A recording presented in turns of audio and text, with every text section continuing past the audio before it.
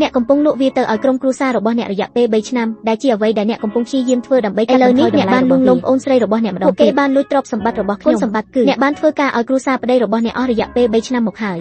អ្វីដែលកំពុងរងចាំនាងគឺស្វាមីរបស់នាងបានត្រឡប់មកផ្ទះវិញជាមួយស្វាមីរបស់នាងមិនត្រឹមតែចង់បន្ទាបឋានៈនាងទៅឋានៈប្រចាំពោះសក្លាយជាម្ដាយជាចុងក្រោយគាត់ថែមទាំងបានចោទប្រកាន់ប្រពន្ធរបស់គាត់ដោយមិនពិតថាបានបំពុលផ្ញើនាងទៅផ្លូវហួសបានហើយបរិះរ៉េនត្រូវបានរួមដោយកន្ទេចំបានមួយត្រូវបានលាក់នៅក្នុងទីសមាជិកគ្រួសារពិតរបស់នាងគឺបងប្រុសច្បងនៃវិមានព្រះអង្គម្ចាស់ឈីគាត់ដឹងថាគាត់ជាកូនស្រីច្បងដែលបានបាត់បង់ជាយូរមកហើយនៃវិមានរបស់ព្រះអង្គមិនដែលរំពឹងថានាងនឹងកើតជាថ្មីហើយត្រឡប់ទៅរកពេលវេលាមុនពេលស្វាមីរបស់នាងត្រឡប់មកវិញនោះទេធ្វើឲ្យអ្នកដែលក្បត់គាត់ទាំងអស់ត្រូវទទួលទោស